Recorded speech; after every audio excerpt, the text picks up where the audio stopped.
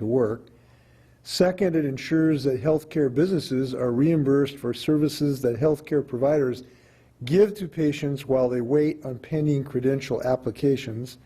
Third, this bill permits managed care organizations to use substitute healthcare providers when they file new positions or need to cover absences. Thanks to Representative Lori Dolan. With that, I'm signing this bill.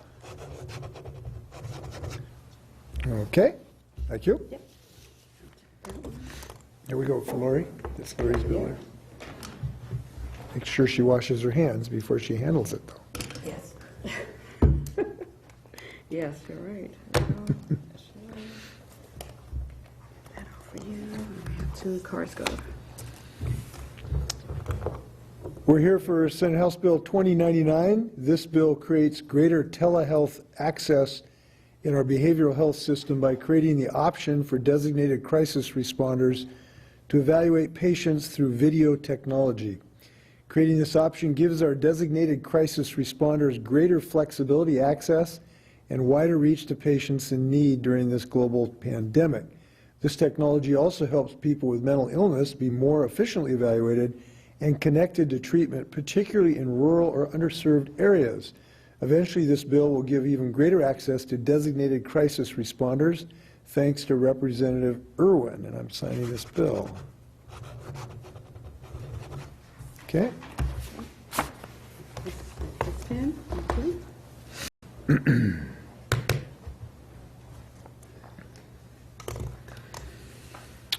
This House Bill 2739, this bill allows state workers and school district employees who need to isolate or quarantine because of infection or exposure to COVID-19 to use shared leave.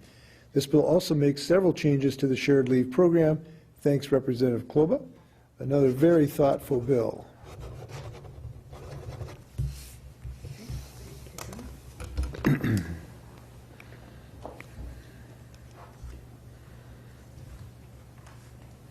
Thank you. You're welcome. Okay. This House Bill 2965, this bill will give the state $200 million to help slow the spread of the coronavirus and protect all Washingtonians. This money will go to state agencies, local government, and Native American tribes who are responding collaboratively to this global pandemic and who are furiously working to save lives. $175 million comes from the budget stabilization account, and $25 million comes from the federal government. An additional $25 million from the budget stabilization account will help businesses with unemployment impacts. This bill will create more hospital capacity for sick people. It will fund expanded virus testing at the University of Washington. It will help the Department of Health with their emergency costs. It will provide a variety of resources to local and tribal health groups and create social distancing efforts for people who experience homelessness. I'd like to thank all of our partners for their tireless work on this and thank the legislature for ensuring we could get necessary resources to minimize the spread of this deadly virus. This bill is really about protecting what we hold most dear, our lives and the lives of our loved ones. And I want to thank everybody who worked well on a bipartisan basis on this, particularly our lead sponsor, Representative Cody. With that, I'm signing this bill. Okay.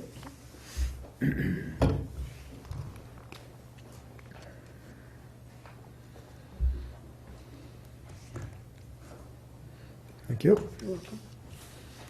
This Senate Bill 6189, this bill recognizes concerns that the school district raised about fiscal impacts to the School Employees Benefits Board. In light of the recent school closures across the state, this bill will allow hourly school employees to maintain health care eligibility during the COVID-19 emergency declaration time. Thank you to Representative Wellman and the bipartisan effort to get this job done. Okay. Can you hand me some Purell there? Absolutely. Yeah.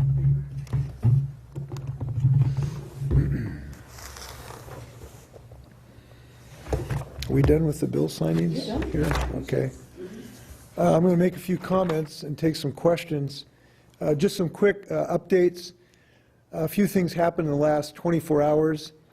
First, we're very pleased that the Food and Drug Administration has granted our request that our Washington State laboratory can move forward validating the protocols for testing for the virus in private laboratories. This will allow us to validate the protocols that private labs can use. So we essentially are stepping into the shoes of the Federal Food and Drug Administration so that we can go give a green light to these private testing labs. And when we do that, that's going to help the whole country so that these labs can move forward. We're pleased to provide that service to the nation in our lab. Second, pleased to report that the President has agreed to change, at our request, the prioritization of the federal stockpile of medical equipment. This is important because the previous system the federal government was using essentially had a quota for every state, and unfortunately could result in holding back needed resources from one state that needed it when another state did not.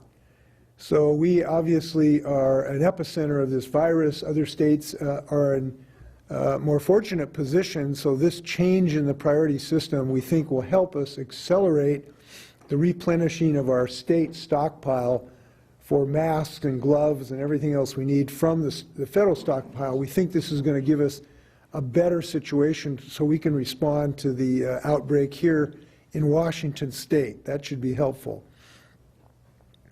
In order to further protect older and vulnerable adults, last night I amended our emergency proclamation to further restrict access to long-term care facilities in our state. The proclamation now bans all visitors to these facilities except for visitors to patients in end-of-life situations and visits by attorneys, administrative law judges, and others who represent a resident. The order is effective on April 9th. Also yesterday, I amended emergency proclamations to temporarily waive and suspend requirements for renewals of state driver's licenses and identification cards through April 15th. Specifically, the order waives requirements for eye examinations for renewing licenses. This equipment is frequently touched and shared by any number of members of the public, which could lead to further transmission of the virus. I want to reiterate these measures are consistent with what we talked about yesterday, which is that people over the age of 60 in Washington State really need to shelter in place right now. We need to protect ourselves and our loved ones. And I was thinking about this. Someone asked me the other day about how we're handling it in the Inslee family. And in the Inslee family, we really are not being in a position to infect one another. We have two people in my house who are over the age of 60, and therefore we are not playing with our grandchildren, beautiful as they are, although we were with them on a beach at distance outside last weekend. We are not visiting my wonderful 102-year-old mother-in-law, and we are trying to figure out a way to help our neighbors without being within 6 feet of one another. And so again, I just want to reiterate the single most important thing that can happen today in the state of Washington is for people over the age of 60 to shelter in place and do not expose themselves unless absolutely necessary to anyone outside your household that's within 6 feet. So I want to thank everyone. We're getting good cooperation from Washingtonians regarding our orders so far, and I think that's because we are a state that understands science, always looks forward, and always looks out for our loved ones and our neighbors. And I'm really glad that's happening today. So with that, I'll just stand for a couple questions, if I may. And by the way, I want to thank the media for your cooperation to maintain social distancing in this system. And we really appreciate your part of this and being able to share information with the public right now. I think your industry is doing a really great job for us right now. Okay, Yeah. Rachel, we're going to let you start. Okay, can you all hear me okay? Yes. Okay, great. Governor, in the funding bill that you signed, $25 million goes to the dedicated unemployment fund. Is there an estimate on how long that additional allocation to the fund will last, given to what's happening with the economy with your most recent proclamations? And at what point will Washington need a significant infusion from the federal government to keep the fund solvent? So I don't have a specific date on that, but I will tell you a couple things. Number one, we have a very, very robust unemployment insurance trust fund. It's in really, really solid shape, as good or better perhaps than almost any of the states. So we feel really good about where we are on unemployment compensation. That's number one. Number two, we're going to remain committed one way or another to get people unemployment compensation through this crisis. We know how critical this is. We know how many people that are going to experience, we hope, short-term unemployment, but we want to be there for them. Their families are certainly in anxiety about this right now. I know this is going to be a strong commitment. Third, we are going to attempt to expand unemployment insurance in our state, but that will require some federal action. There are some people that are not entitled today to unemployment comp in our state and nationally because they haven't worked enough hours. We're asking the president to, in effect, waive some of those requirements that we think he can do through a declaration of a disaster associated with this pandemic. And if he can do that, this will expand the existing unemployment insurance to thousands of more Washingtonians. I've talked to several of my colleagues today of governors from various states who back this provision. I've talked to some of the leaders in our congressional delegation. I'm hoping that this is successful. If it is not, then we believe Congress can fix this, and we hope that Congress will consider it if that becomes necessary. But you point out something that we have to have a very, very strong unemployment compensation system for Washingtonians right now, and I think we're going to have good support of that over time. Governor Keith Elbridge wants Yeah. to be. Are you considering the fact that $200 million might not be enough? Is there a possibility of needing to call a special session? Is that feasible, and not having to have everybody come back here to do it telegraphically as far as increasing the amount? And what are your thoughts on the fact that you may need more money? Well, it is very possible that we will need further appropriations, and I'm confident that we're going to have people cooperate in that effort. As far as the ability to do that, we can call a special session at any time that becomes necessary, and I would be not reluctant to do so. As far as the mechanism for the legislature, I've asked the legislative leaders to be prepared to do their business, even if it has to use electronics to do that, and I'm sure that we can get this job done if, in fact, we need additional resources. Let's take somebody else from the phone. Okay, so we're going to Joe Sullivan with Seattle Times. Yeah, Governor, can you give me an update about your conversation yesterday with hospitals preparing for a surge capacity? And we know that there's emergency federal medical supplies in Yakima. Who will be figuring out when and where those get deployed? You're referring to Department of Defense assets, Joe? Is that what you're referring to? Services, the federal medical station. Yeah. We're working with the Department of Defense on that. I spoke to the Secretary of Defense this morning about how to allocate those resources and which Department of Defense resources to use. They have a variety of resources available to stand up medical hospitals, essentially, and we talked about different potential ones to use. We had a very positive discussion. We'll be having some communication with the White House about that, and I think I would predict that we're going to be getting real help from the Department of Defense, and that will be necessary. We are now in a very urgent moment of finding ways to both use existing resources and develop existing resources. Just one example, we are going to need more physicians, and we are going to need more nurses. And one of the things we're doing is we are finding a way to expedite retired medical professionals to come back into service, and nurses and physicians who might be in other states today to have an expedited process to get their license to come into the state. We are clearing that to be able to do that as fast as humanly possible. And by the way, we want to start to ask people who have medical training to start to think if they can become of assistance. I talked to a friend of mine who was a retired physician yesterday and about this. He gave me some good news. He thought there's going to be quite a number of people who are feeling either a sense of responsibility or a desire to volunteer, even if they get paid, that we really are going to need. And I would ask people out there who are medical professionals to start to think how they might be able to help us in this regard. Should they be thinking about that, there is a voluntary coordinator they can call. When I say volunteer, that means come into service.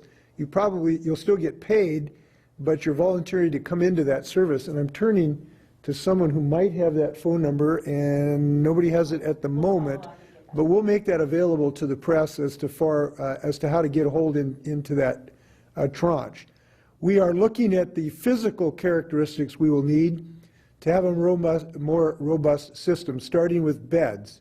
So we are now involved in procuring additional beds for our system. Our National Guard reported that we had a shipment that either has arrived or will shortly arrive, I think in excess of 1,000 beds, because there are thousands that we are likely to need. We are in the midst of procuring a whole host of medical equipment, from ventilators to masks to gloves, through the private distribution system. And we've got some good leads, if you will, about how to get access to the private distribution of some of this equipment. And our Emergency Operations Center is in charge of that, very vigorously pursuing any potential lead. We are also looking at alternative physical locations to boost our medical capacity. There haven't been decisions about that yet because we're trying to determine the best alternative way of standing up additional capacity. Most of the additional capacity is likely to be in existing buildings using additional beds and additional personnel, but we are looking at other potential sites if we have to stand up additional buildings or acquire existing buildings. So what I would say is this is a very vigorous effort, and all of us, I hope, can help pull together in this regard. Governor, Drew Mickelson, King 5. Quick follow-up, additional buildings, perhaps schools that are now empty? Is that a possibility? And yeah, I mean, there are many buildings that could benefit or could be useful from buildings, dorms, hotels, warehouses. I mean, there's all kinds of things that could satisfy the physical needs of this. But what we are finding, the building is the least of the challenges. We think there's going to be all kinds of opportunities for buildings to use in the state of Washington. The bigger challenge is on the personnel, the nurses, the physicians, the phlebotomists, the physician's assistants, and the equipment, ventilators, personal protection. Those are the most critical things that we have the biggest challenges in. The question I was going to ask was, you've signed this check, essentially. You know the restaurants, the bars are closed, other businesses are shutting down. How soon can those people who are being laid off, those business owners, be expected to get paid? And are there other ways, be it tax relief, that's what King County is asking for, property tax, pushbacks, small business loans, how soon till we get this money in those folks' Well, pockets? to start with, employers legally can pay their employees to keep them ready for future employment when the jobs come back. We hope people will do that. I'm seeing a really goodly number of employers to say, look, I'm going to keep my employees hale and hearty financially because we're going to come back in weeks or a few months perhaps. I'm pleased to see that. There's quite a number of employers that have made that decision to help their employees themselves so that they can keep their good employees and they don't wander off to another business or another state. So we're seeing quite a bit of that. But as I've indicated, we have a very strong unemployment insurance that we are trying to expand to more people that is well-funded and is going to be available. I can't give you the number of days it takes to actually get that to people, but we want to do it as quickly as humanly possible, obviously. Now, there potentially are some other things that we are considering. We have not been able to nail them down, everything from eviction relief to some other indebtedness or tax. There's some things we're considering regarding taxes and payments. So those are just considerations at the moment. We have really focused on the health aspects of this. I think you can anticipate more information from us about the economic aspects, including small businesses, that the small business loan program that we'll have more to say about in the future. And now we're going to take another question from Jim Camden with the Scotiabank Review. Good evening, Drew. Yeah, Jim. City, San Francisco, some other places are essentially going on a more severe lockdown and shelter in place for everybody, possibly with the National Guard to enforce it. Are you considering that for all or some of Washington State? And if so, how much advance notice would people have?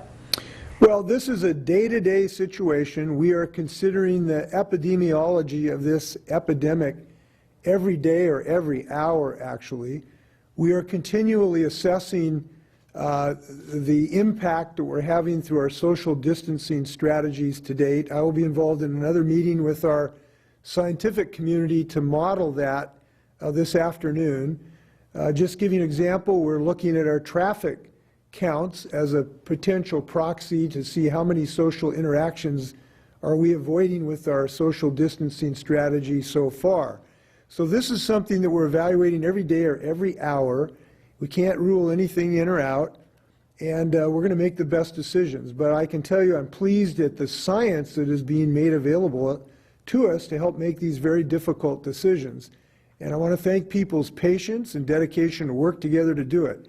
I have to tell you, I have been really pleased to date of how Washingtonians have banded together, who have been confident we're going to get through this, and are willing to work with their neighbors to make all of this work. So that's what we're doing today, and I want to thank everybody who's been so helpful so far. Two more questions. Essex, go ahead.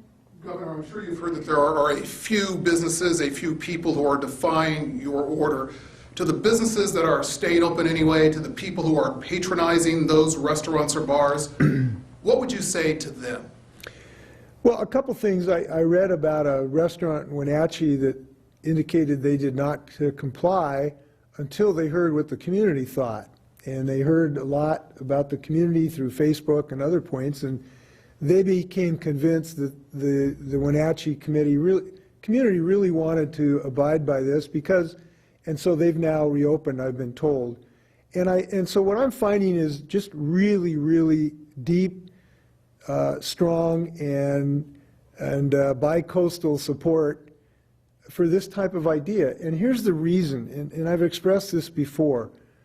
Look, when you go out to a bar, if you're a 25-year-old person that might have relatively minimal risk for mortality at age 25, it exists, but it's certainly less than when you're 70.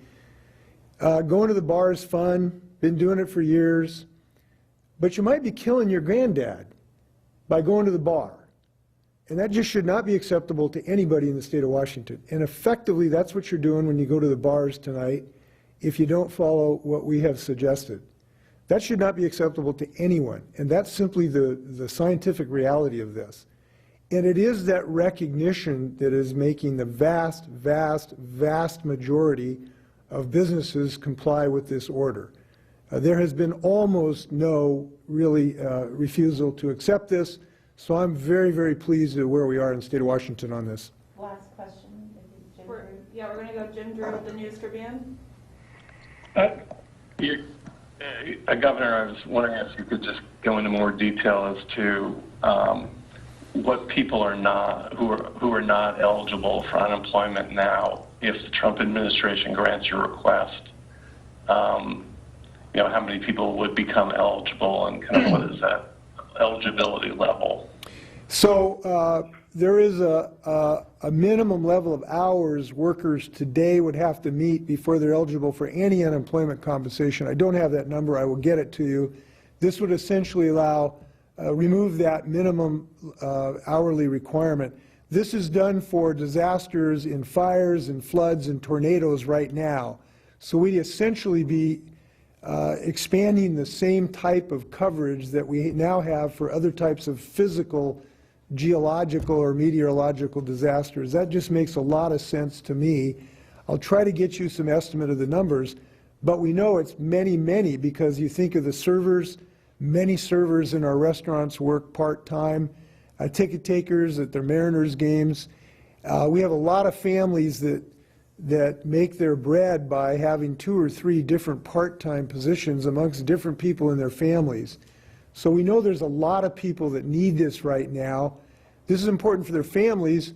It's also important to our economy. Congress is talking about a stimulus, and there's no better stimulus in the world than actually getting money in the pocket of somebody so they can feed their kids and buy a pair of shoes. That's the best stimulus you can possibly give, and I'll tell you why. Some people said, no, it's better to give tax cuts for the rich. Well, I love the rich, but they don't spend their money. They put it into investments, some of which are not in the state of Washington. You give $500 to somebody who's unemployed as a server, that gets spent. So this is the best stimulus to stimulate economic growth that we can possibly imagine. So I hope that we could get this job done. Okay, one very last question. We're going to do one more question from Hannah Scott, Cairo Radio.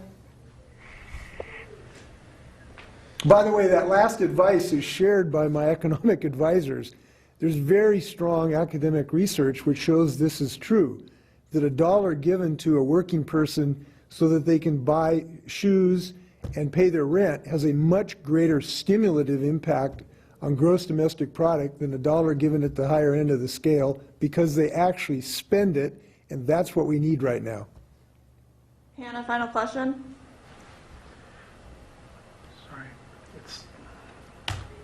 Hannah, are you? Yeah, can you hear me? Yeah, go ahead. Okay. Governor, I know you spoke a little about shelter in place already. We're hearing from a lot of people who are concerned because we are seeing this in other cities already that are dealing with the coronavirus. What would you say to them as to why we are not yet doing that here? Well, first off, we are doing this here, I hope, because people are listening to the governor's advice. If you're over 60, we are asking you to shelter in place right now because we care about you. We love you. We want you to be around for your grandkids for more years. And so I'm hopeful that that's going on. I think it is. Just anecdotally, the people that I know who are in this age group, we're getting really good response to that recommendation because people like to live. And we know that this is a fatal disease which dramatically increases every decade of age you have. So that is actually happening today. Now, the consideration we've made is that we have had a relatively regular series of reducing social interactions in our state. We first, and one of the earliest places to ban large gatherings. We have shut our school system. We have made further provisions regarding tamping down the size of gatherings that are allowed. We have now closed major parts of our economy involving restaurants and bars and theaters and et cetera. So there's been a lot that has happened to date. What we're doing right now is looking at the epidemiological evidence to determine what next step might be able to be worth the economic dislocation to families that will occur if we went that route. And so we're looking at the science about that, and I'm confident we're going to have good science to review. Thank you. Thank you very much. Wash your hands. Thank you. Thank you.